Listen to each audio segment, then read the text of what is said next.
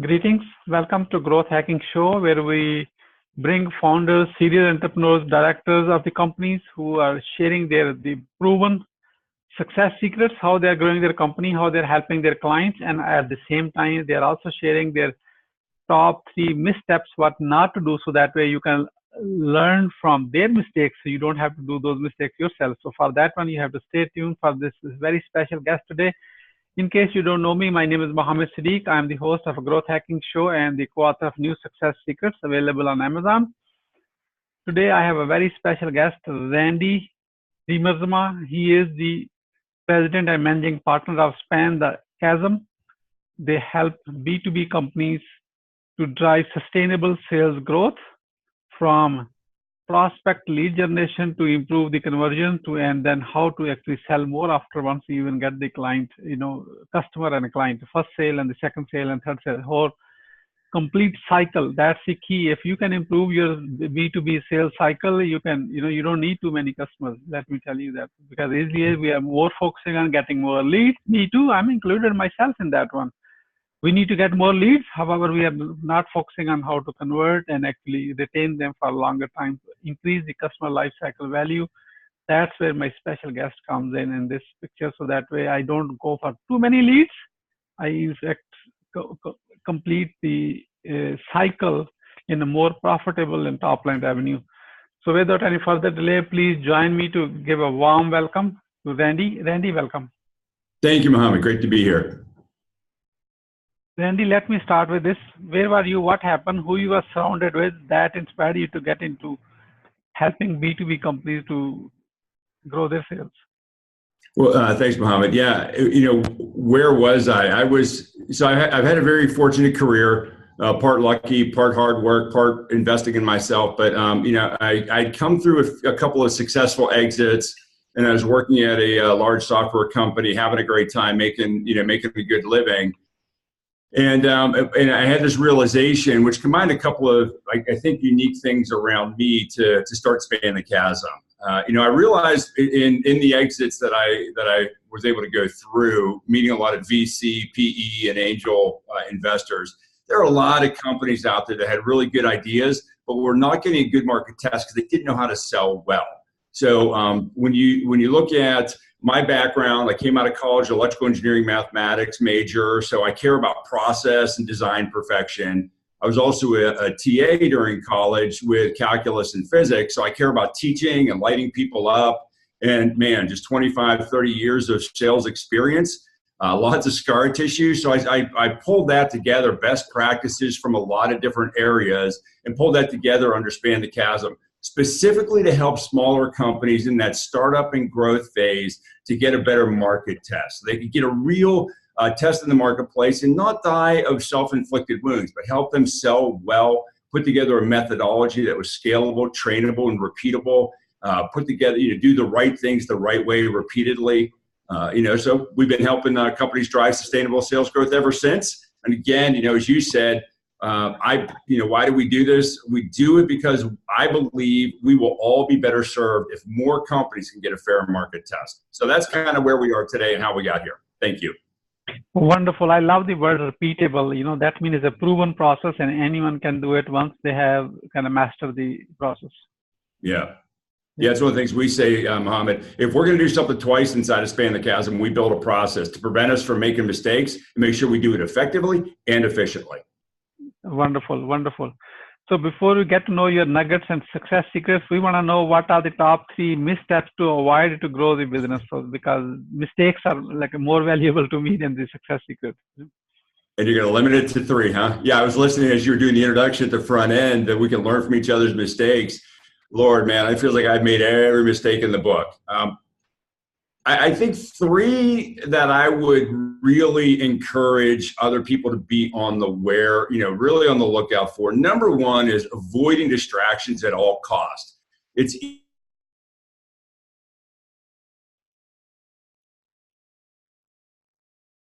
All right, Mohammed, let me say this again, and I think this is really key. One of the things that I would encourage people is to really make sure that they are avoiding distractions at all costs. It is easy to decide that I can do this over here, I do that over there, and miss serving where our mission was. Get distracted by opportunity. Sometimes when we're growing early phase, man, we just need to do a deal. And we get distracted from where we should be. So focus, focus, as I would say, which is the antidote for getting distracted. I think do not go it alone. Get an experienced hand. One of the best decisions I made years ago was to get an executive coach. And shameless plug for Brian Patrick Cork here in the Atlanta area. Very, very wise, experienced man, and has really helped me maintain focus. And has really, gear down on our product set and make some really wise decisions. Going it alone, which a lot of people are like proud and want to do that, I think is insanity, right? Because we believe our own stuff a lot, and having someone there with experience can challenge us on our statements and our beliefs is critical. And I think, the third one, let's see, Muhammad, the third one I would say is don't take failure personally. I know for me as a proud person, as a business owner, I didn't want to fail. And I tried to avoid failure a lot. And I realized later on that failing is a part of the process. I don't want to condone failing because it is expensive unless we learn from it. So, but not taking failure personally, but viewing it as hey, this happened. What can I learn from it to accelerate growth, prevent mistakes in the future? I think is critical. So avoid distractions, get a coach, and don't take failure personally. I think those are three areas that I made mistakes where I would encourage any new business owner to really, really focus on.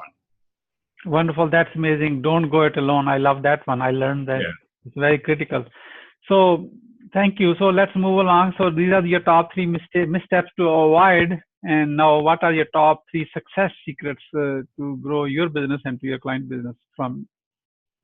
So I think one of them, the first one is going to be, kind of goes back to the avoid distractions. It's the opposite of that. Focus on what matters. That's a rallying call for us. We have that trademarked. We talk about all the time.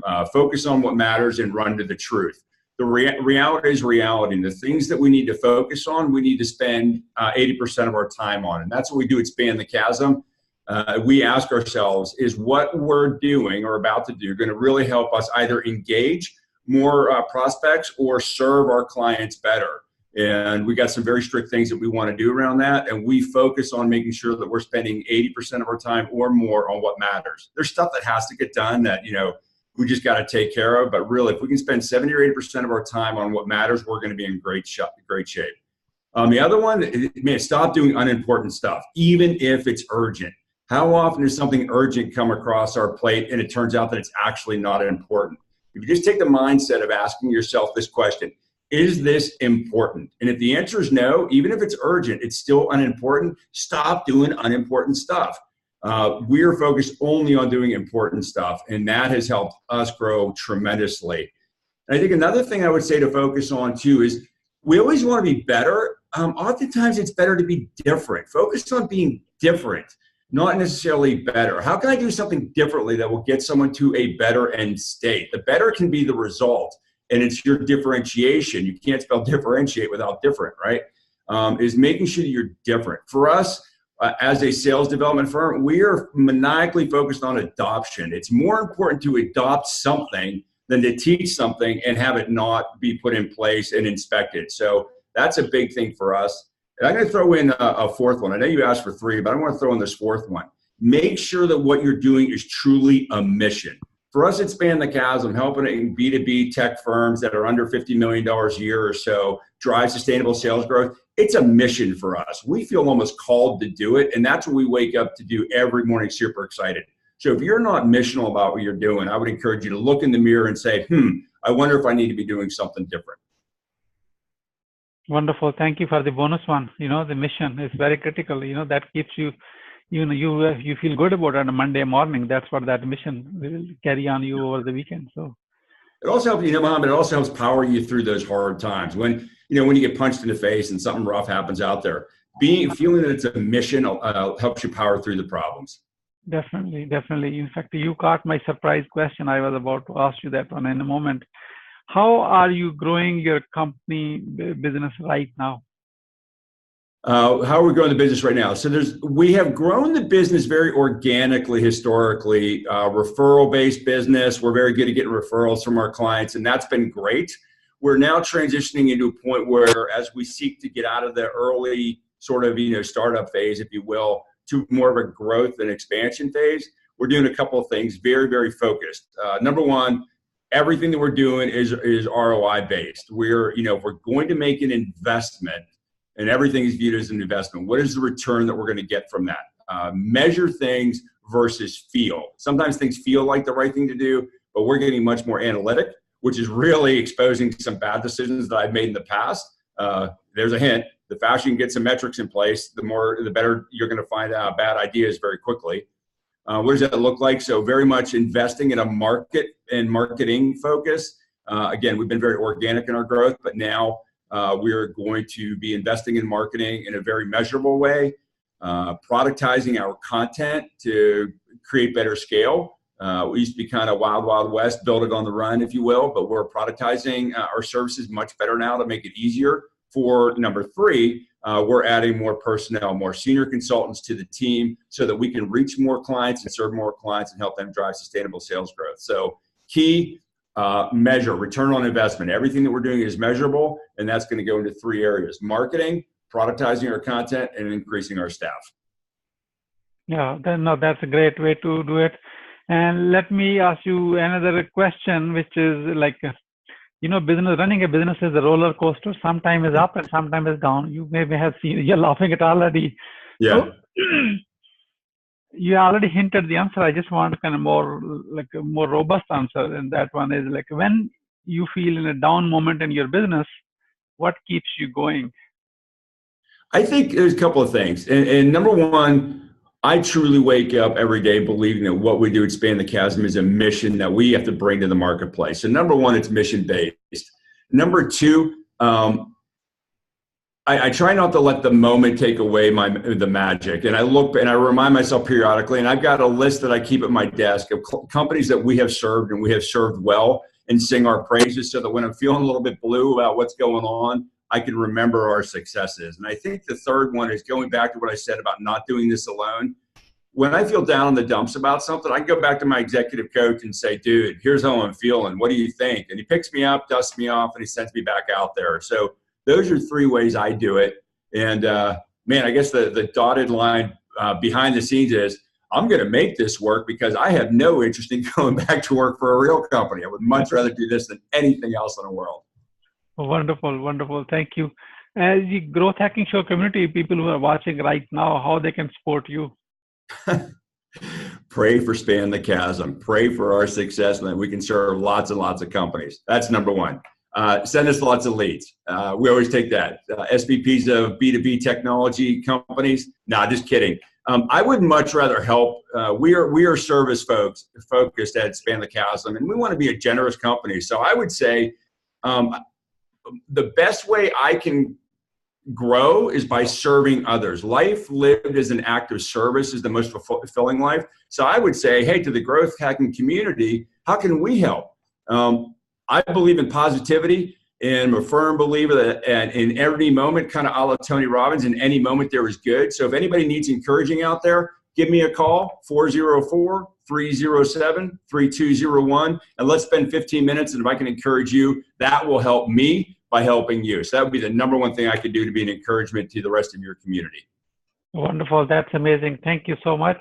As we are about to wrap up, what would you say as a final word? A couple of things. Success is a funny thing, Muhammad, and you know this and I know that. It's different for each of us. I think it's really important to make sure that the ruler that we're using to measure our success is built by us and for us, not someone else's ruler.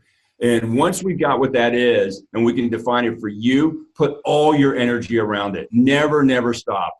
One of the phrases we use periodically with ourselves and our clients is don't stop before the miracle.